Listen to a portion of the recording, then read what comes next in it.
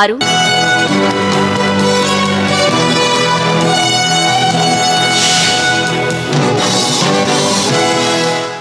నమస్తే and welcome to story board.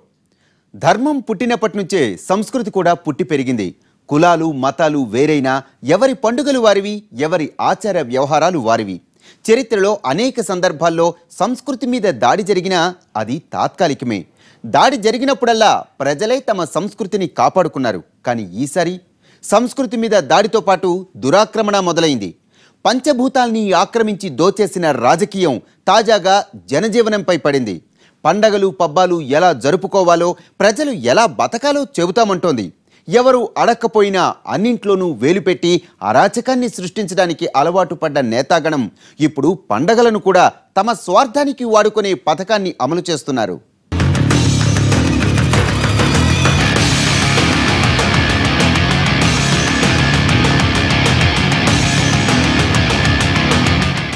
రాజ్యం మతం దేనిదారి దానిదే.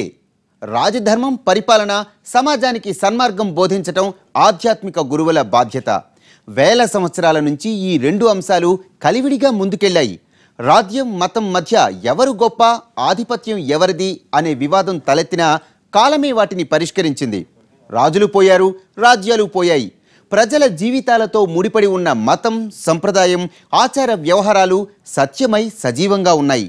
ప్రజాస్వామ్య వ్యవస్థలు ఏర్పడిన తర్వాత ప్రజల ఆచార వ్యవహారాల్లో స్వేచ్ఛ మరింత పెరిగింది. అయితే ఇటీవలి కాలంలో ఆ స్వేచ్ఛను హరించే ప్రయత్నం చాప కింద నీరులా జరుగుతోంది. గతంలో ఎప్పుడైనా చూసారా?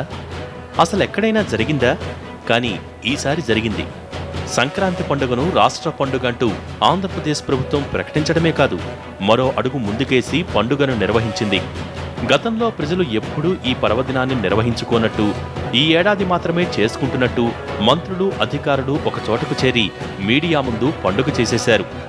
జిల్లా ప్రధాన కేంద్రాల్లో కాసేపు హడావిడి చేసి పండుగ ఎంత ఘనంగా జరిపామో చూశారా అంటూ ఫోటోలకు ఫోజులిచ్చారు. పండుగ సందర్భంగా అంటూ అక్కడక్కడా ముగ్గుల పోటీలు, ఆటపాటలతో అలరించేందుకు చాలా కష్టాలు పడ్డారు. పండుగకు ముందే జిల్లాకు 2 కోట్ల రూపాయల చొప్పున కేటాయిస్తున్నట్టు ప్రభుత్వం ఘనంగా ప్రకటన చేసింది. సంక్రాంతి కానుగ్గా కందిపప్పు, పామాయిల్, శనగలు, బెల్లం, గోధుమ పిండి, నెయ్యి కూడా ఉచితంగా అందజేయాలని నిర్ణయించాం. దీనివల్ల రాష్ట్ర ప్రభుత్వంపై 287 కోట్ల అదనపు వ్యయం అవుతుంది. సంక్రాంతి ఆనందంగా జరుపుకోవటానికి చంద్రన్న కానుక అంటూ ఏపీ సర్కార్ బెల్లం, ఉప్పు, పప్పు, నూనె ఇలా 6-7 రకాల వస్తువులతో రేషన్ షాపుల ద్వారా ప్రజలకు సరుకులు సరఫరా చేసింది. ఇందులో అక్కడక్కడా అక్రమాలు జరిగాయనే ఆరోపణలు వచ్చాయి. సరుకులు చాలినన్ని లేకపోవడంతో స్థానికంగా కొనుగోలు చేసిన అధికారులు చేతివాటం ప్రదర్శించినట్టు తేలింది. ఇదంతా పక్కన పెడితే గతంలో ఎన్నడూ లేనట్టు ఈ ఏడాది ప్రభుత్వం ప్రజలకు సంక్రాంతి కానుకిచ్చింది. అది కూడా ఉచితంగా ఇచ్చింది. మంచిదే. మరి ప్రతి పండక్కి ఇలాగే ఇస్తుందా, లేక సంక్రాంతి పండక్కేనా అనేది తేలాల్సి ఉంది.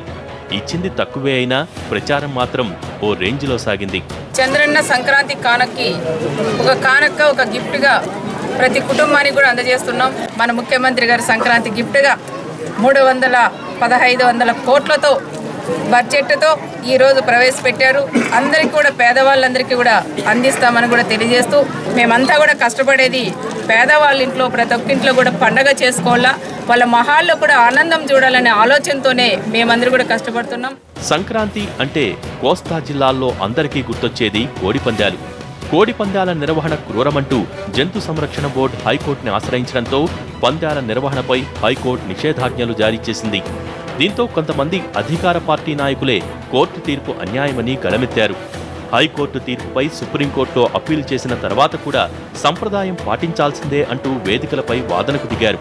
సంప్రదాయం విషయంలో చట్టాల్ని కూడా లెక్క చేయకుండా మాట్లాడిన నేతలు పండుగల విషయంలో ప్రభుత్వ జోక్యాన్ని ప్రశ్నించరా? ఇదేమి న్యాయం? పండుగల్లో కూడా రాజకీయ జోక్యంలో మంత్రులు, ముఖ్యమంత్రులు వాళ్ళందరూ కూర్చోవడం, దాని ఏదో విధంగా వాళ్ళ గొప్పతనం చెప్పుకోవడంతో ఏదైతుందో ప్రతి విషయంలో కూడా ఇలా రాజకీయ జోక్యం ప్రధానమైపోయింది.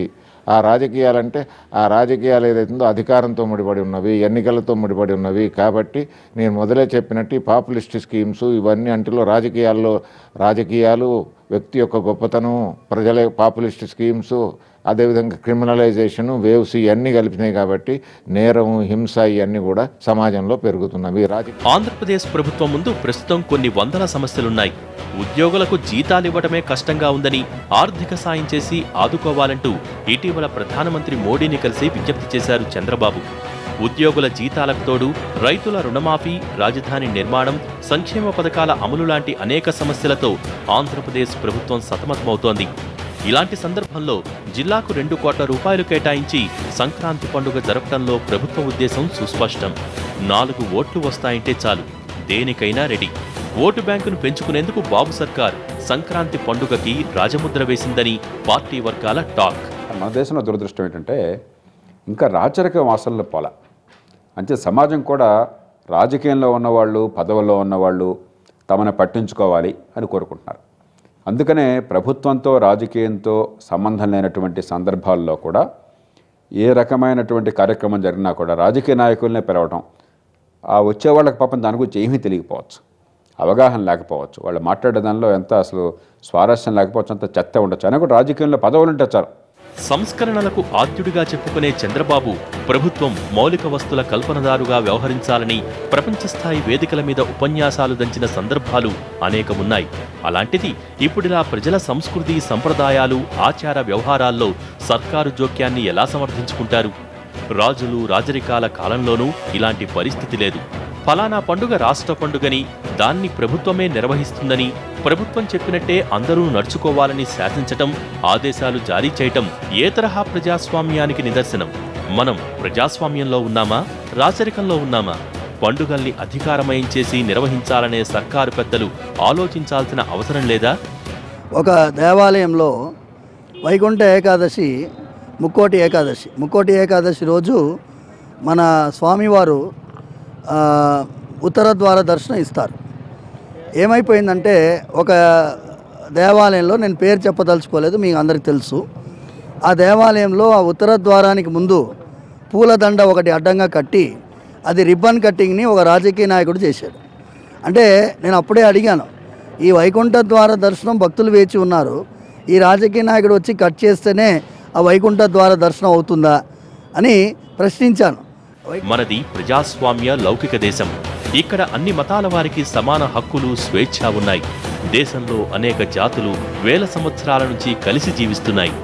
ఏడాది పొడవునా దేశంలోని వివిధ మతాల పండుగలు జరుగుతూనే ఉంటాయి. వీటన్నింటినీ అధికారికంగా నిర్వహించే ఆర్థిక స్తోమత, శక్తి ప్రభుత్వాలకు ఉందా? అలాంటప్పుడు ఏదో ఒక పండుగపై అధికార ముద్ర వేసి హడావుడి చేయాల్సిన అవసరమేముంది? అధికారంలో ఉన్న ప్రముఖులు చెప్పినా చెప్పకపోయినా, చేసినా మానుకున్నా ప్రజలు పండగల్ని జరుపుకుంటూనే ఉన్నారు, భవిష్యత్తులోనూ జరుపుకుంటారు. 5 ఏళ్లు అధికారంలో ఉండే పాలకులు ఈ వాస్తవాన్ని గ్రహిస్తే సమాజానికి, సంప్రదాయానికి మంచిది. స్టోరీ బోర్డులో ఇప్పుడు షార్ట్ బ్రేక్ తీసుకుందాం.